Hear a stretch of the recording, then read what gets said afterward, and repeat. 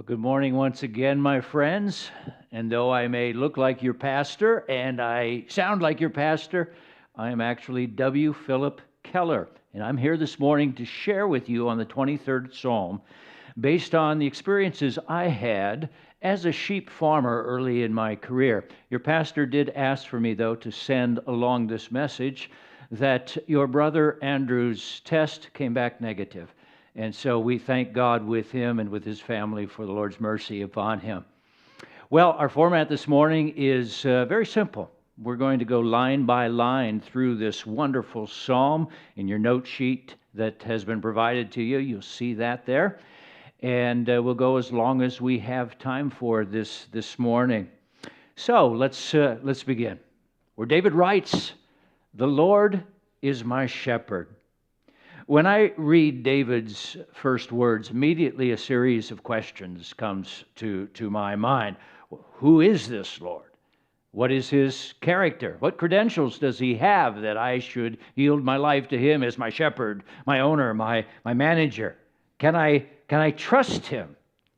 David, as you know, began his working life as a shepherd tending the sheep in his father's house. In fact, when the prophet Samuel came to anoint him as king, he wasn't home. He was up in the surrounding hills with the flock. David loved being a shepherd, and he knew more than any other man that the well-being of a given sheep depended on the man who cared for him. Not every shepherd is a good one. I owned sheep for a number of years, as I said, and cared for them. I remember one of the sheep ranches that was adjacent to our own property, which was owned, sadly, by an incompetent and very cruel man. He had no business owning animals of any kind. And I remember looking out in the field someday at the sheep that were in his field with their noses pressed up against the fence, looking into our fields where our sheep were grazing on the richest pasture land, and the look on their faces and the sad bleating that they made. If they could talk, they would have said, "Oh, rescue us from this cruel owner. He's bad." No, they didn't say that, but now back to the question at hand. Who is the Lord? And why should I trust him? Well, David didn't know the half of it when he wrote these words, but you and I know who fulfills these words. Jesus Christ does, who said in John chapter 10, "I am the good shepherd." And then Jesus explains why he is good. He said, he's not like the sheep who comes to, or like the thief who comes to steal and kill and destroy. No, Jesus says, I have come to give life and to give it abundantly. And then Jesus says, I'm not like the hired hand who sees the wolf coming and then abandons the flock. Jesus isn't that way at all. In fact, he says, I will lay down my life for the sheep. My sheep know me and I know them, and they hear my voice and they will follow me. Now, how do we know that Jesus' words are true? Can we know? Well, yes. By looking at Jesus' life and his words and his sacrifice as described in the Scriptures. We can know this. I've studied Jesus for most of my life, and of all humans that have ever lived, this man is the most balanced. This man is the most loving being to have ever entered into the human race. Though born amongst the most disgusting circumstances, laid in a manger at his birth, we think of that as such a sentimental and, oh, isn't that a lovely thought? Well, no, a manger is one of the most disgusting things that there is. He grew up in a poor working family, and yet he bore himself with the greatest dignity and assurance. And though he enjoyed no special advantages of employment or education, his entire philosophy that he modeled before the human race was the highest standard of human conduct ever set before humanity. He had no vast economic assets. He had no military or political power, and yet no man has impacted the human race for the good as Jesus Christ has. He has changed the lives of those for 21 centuries now and brought out of them lives of nobility and honor as no one else. And then he proved his worth and his love and his goodness by laying his life down for us on that cruel cross and then conquering death by raising from that grave. With David, I will say, forever say, the Lord is my shepherd. Do you say that, my friends? Have you been able to come to that place where you recognize the Lord's ownership over you? And like me, have you found in Him the freedom and the purpose, the adventure of letting Him lead your life? The Lord is my shepherd. Next, David says, I shall not want. Now, what does David mean by this? It's important that we understand this. David is not saying that believers in God will never experience lack or need. It's imperative that we have a balanced view of the Christian life. All God's saints from the very beginning until now have experienced times of personal privation and hardship. Jesus warned us that in this world we would have trouble, we would have tribulation. One of the most ridiculous assertions that is believed by many in the church and outside the church today is that if you are blessed of God, you will not suffer. You can tell a person who's blessed by looking at their bank account or looking at their health or looking at how many people like them. Well, if you believe that, or you have been taught that, then my friend, you have been deceived. David himself experienced great adversity and molestation at the hands of King Saul for years before he became the shepherd of Israel. What does David mean then? To not want means to be utterly contented and satisfied in the presence of the shepherd. And if you have the good shepherd with you, then you'll crave nothing else. You'll need nothing more. Psalm 23 as a whole, when you read it, tells a story that I reenacted year after year in my sheep ranch, where at the beginning of each year in the spring, we would take our herd of sheep from the valley floor, where our ranch was, on into the mountain meadows. And as we took that journey, which took several months, our sheep would graze, and they would grow thick coats of wool, and they would have babies. That's what David is describing here in this psalm, a journey from the stream-fed valleys on through the dangerous mountain passes, the valley of the shadow of death, on into the mountain meadows. David says, you prepare a table before me in the presence of my enemies. That's what we called those mountain meadows, the tableland. The Spanish used to refer to the high plateaus as mesas, which means table. Now, thinking of that journey, do you really believe on a journey that lasts that many months and covers that many miles that there will be no hardship suffered? Why, it's ridiculous to think that way. The sheep and the shepherds too will experience great hardship. Pests and predators and disease and rustlers and heat and cold and hunger, flash floods, rock slides. I've seen it all. But all those things the sheep will endure if the shepherd is near.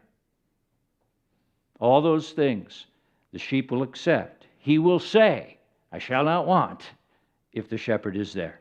So how do you tell if a follower of Christ has this same spirit? I'll tell you in a word, contentment. Contentment will be the hallmark of any man or woman that places their affairs in the hands of Christ.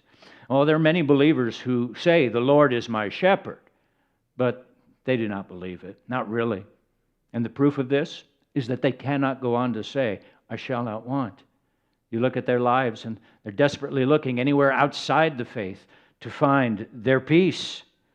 I call these half-Christians, or carnal Christians. I used to have sheep like that. I called them fence crawlers. I once owned a ewe, and she was the most beautiful of animals. A thick coat of wool, a head that was bright and clean, with beautiful eyes, and she bore sturdy lambs that grew rapidly. But despite all of this, she had one pronounced fault.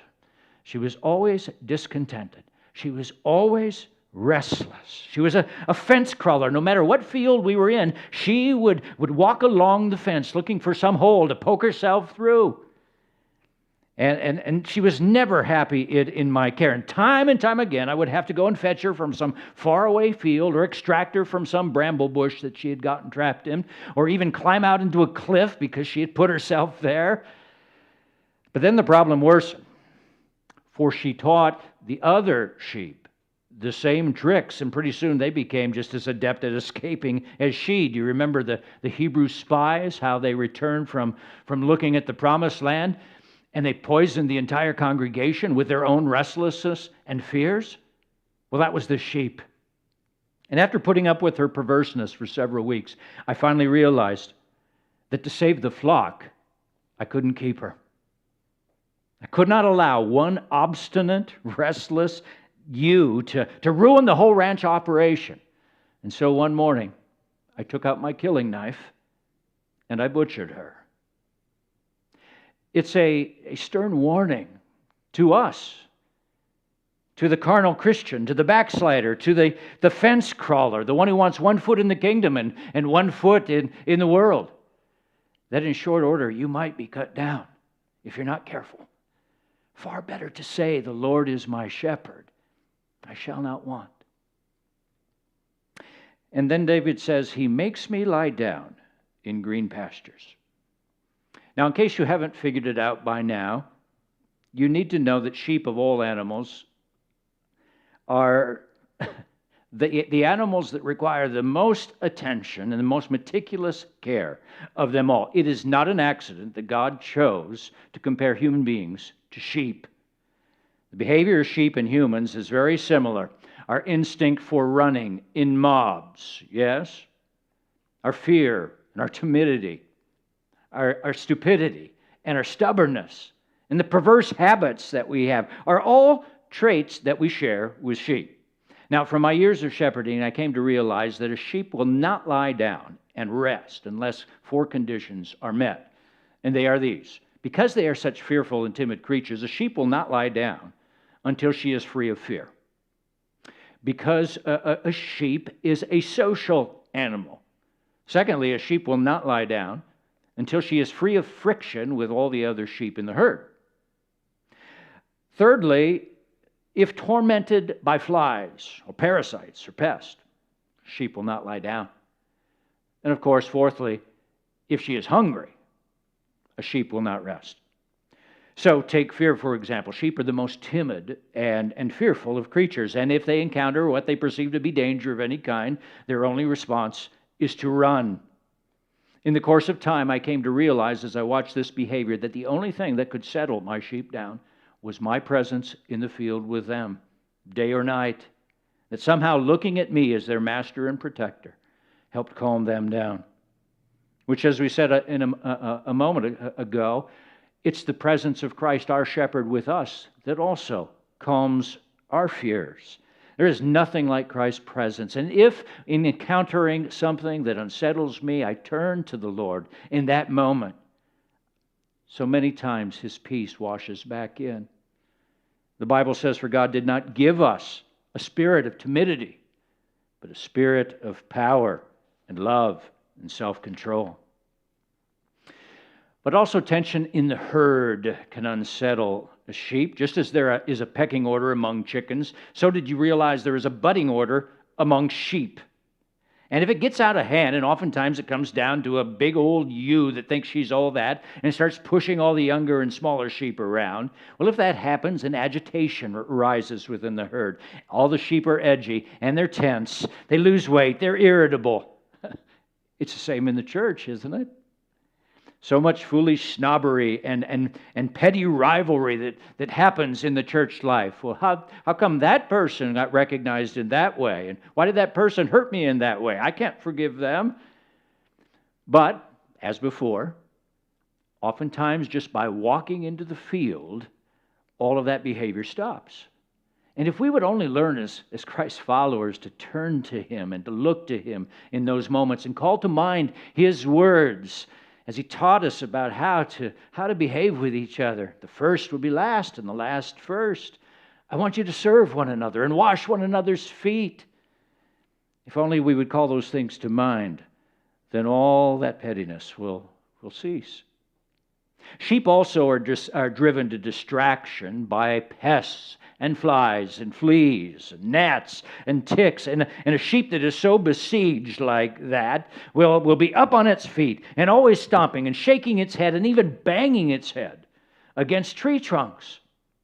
It's terrible to see, and a good shepherd will be mindful of the behavior of his flocks because only the shepherd can take care of that. The sheep cannot help himself in that case. And so when the shepherd sees that type of behavior and recognizes what is happening, he has a variety of aids and ointments and dips that he can use to help relieve the sheep.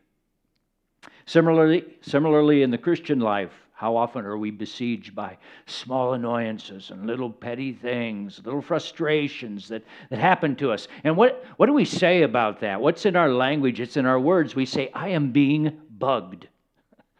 Well, whenever I'm being bugged, I've learned that if I can turn to the Lord, even just at that moment, and say that to Him and cry out to Him and say, Lord, you see what's happening to me. I am bugged right now by this thing that has happened. Would you help me? Time and time again, I've experienced in my life that God, if He doesn't bring immediate relief, gives me a grace to cope with it. The presence of the shepherd will help us. And of course, hunger will always keep a sheep ill-fed and on the run, never at rest. I see this hunger in so many people who are outside the faith today. I have known in my life many people who are wealthy and means, famous people, leading scientists, politicians, professional people. But despite their affluence and despite their success, the prestige that they have, I can't tell you how many of these remain parched in spirit and shriveled in soul, starving inside. Meanwhile, among my Christian friends, I've known people who have suffered terrible calamity, disaster and financial distress and sickness and fear and worry, and yet because their eyes were on Jesus and they knew the Good Shepherd, there was a peace without understanding that was upon them that inspired me. The Lord is my shepherd, I shall not want. He next says, He leads me beside quiet waters. Generally speaking, when you lead a sheep from the valley to the mountain tables, the water for sheep comes from three places. It comes from dew, or it comes from deep caverns, or of course from streams and springs. Now, dew, perhaps you didn't know this, but a sheep can go for weeks and weeks without actually drinking a lot of water as long as she has access to dew in the morning. And so sheep will rise very early in the day and begin to feed. And in those early hours, if the vegetation is drenched with a lot of dew, that will suffice for the entire day for that sheep. It's amazing to watch. And that's oftentimes the most special time of the day for me to be with my sheep, watching them. And I've thought to mind as I've watched this over the years that it reminds me of all those believers I've met who are the most serene, the most content, the most able to deal with life and its perplexities. Every one of them that I've met have developed the habit of meeting with the Lord the first thing in the day, to feed on His Word. And it's in those quiet early hours where they are experiencing the Lord's peace, where they're beside quiet, still waters, that they find the strength that they need to go through the day. I've seen this so many times, I believe it's no accident anymore. And I've read it in all the biographies of the great men and women of faith as well. Each one of them testify that their spiritual success can be linked to the quiet time, as we call it, that time with God spent at the beginning of the day. And of course, Christ modeled this for us. The Bible tells us that He rose early in the day to meet with His Father. I commend to you this habit of taking from the dew of the Lord's Word every day. His mercies are new every morning. Now, I was born in Kenya. I was the child of missionaries, and I also got to observe sheep in other places, arid places, where there wasn't a lot of groundwater. One of the things that was fascinating to see is how deep wells below the ground contained water supplies for them. Some of these wells, perhaps you've seen pictures of them, are deep wells carved into sandstone. And you walk down in these deep caverns through natural ramps and find these massive pools of the cleanest, freshest water you'd ever see. And so the shepherds would lead their flock down these ramps. Now, of course, the sheep, was being a fearful animal, would not go up to the water's edge to drink. It's dark. I'm scared. So you know what the shepherd would have to do? The shepherd would strip down naked, dive into that frigid water, and bail by hand water, bucketful after bucketful of water for the sheep to feed on. I hope, if anything, in listening to my stories today, if you've ever thought that, being a shepherd would be a fun job, I hope I've dissuaded you from that idea. In the Christian life, again, you should see the parallel, my friends. Many of the places that God will lead us to and lead us through will seem dark, dangerous to us.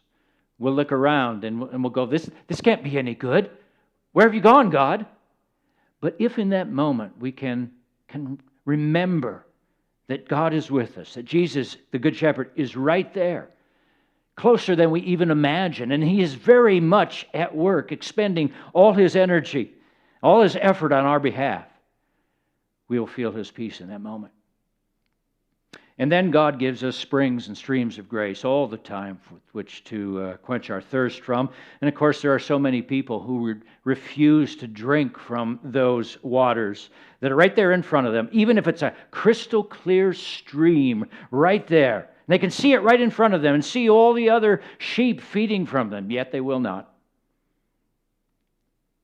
So many people like this who insist on running their own lives and allow the dictates of their own will to determine what it is they do. It reminds me of a bunch of sheep I saw once leading them to a mountain stream. Can you picture this? A mountain stream fed from the snow, cutting through some trees. It was beautiful, and yet a group of our sheep and some of the ewes decided to stop at a pool that was off to the path, stopped up the whole pilgrimage to this mountain stream.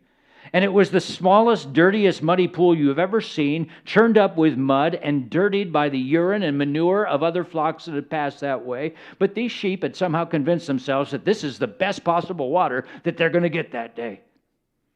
Don't let that be you, my friend. Humble yourself before God and drink from Christ. Everyone who drinks from this water, Jesus said, the water that I give, will never thirst again. Well, finally we come to David, who says, He restores my soul. And some of you may be thinking, finally, we're only halfway through the psalm. But time is limited. Children are restless. Your stomach is probably filing lawsuits right now, demanding food. So it's why I wrote an entire book about this, and I hope you will check it out at some point. He restores my soul. Just as we should never think that a sheep in the care of the Good Shepherd will never experience want or hurt, we should never think that a sheep in the care of the Good Shepherd will never need or require restoration. David said in so many Psalms that he needed God to come and help him. He needed God's forgiveness, God's peace. Restore to me the joy of salvation, he said in one of his Psalms. Psalm 42 speaks of this. David says, "Why are you cast down, O my soul?" He talks to himself. And that language, the first time I read it, caused me to laugh, because there is a condition sheep can fall into where it's called they're cast down. A sheep, if it accidentally rolls over on its side, can't get back up, especially if it's on its back. And it's the most pitiful thing you ever see, a big fat sheep with tiny little legs flailing and bleeding pitifully. It's quite funny. You've heard of tipping cows. Well, you can tip sheep as well. And the thing is, if the owner does not come along soon, that sheep will likely die. Gases are building up in its stomach, which cuts off circulation to its legs, so he's not able to move at all, which makes him a very easy meal for a mountain lion or a bear that comes along, and the predators are always looking for a cast sheep. Why does a sheep get into this condition? Well, there are at least three things I've seen, and again, each of these has a spiritual parallel. First of all, the fact that sheep are always looking for a soft spot gets them into trouble. The sheep is always looking for a comfortable, a soft, rounded hollow to lay into, and invariably it tips over and then can't get back up. That's true for so many of us, most of us. We want what's comfortable. We want the easy path. We don't want what's hard. If it's going to require discipline or sacrifice, we'd prefer not to go that way. When I get to this point in my spiritual life, Jesus, the Good Shepherd, comes along and usually takes me to a pasture that's not so comfortable anymore. And I'll bet you could testify to some of that happening to you. A sheep will also become cast if it has too much wool. The thick wool begins to gather up burrs and mud and manure. Wool in Scripture is used as a picture of too much worldliness in our life. It describes a person before they come to faith, or one of those carnal Christians we were talking about. Wool is a picture of a person who is saying to God, my needs first, my desires, my wants before yours. Someone who is worried with accumulating things and possessions and worldly ideas, and all this weighs me down. In the Old Testament, it's interesting, the high priest could not have wool on to go into the Holy of Holies. So what do we do with a sheep that has too much wool? Well, you shear them. And I want to show you a picture of what that looks like, because this is what God will do with us if we have too much wool. Watch this. Let's make a famous quiz. Stay alive.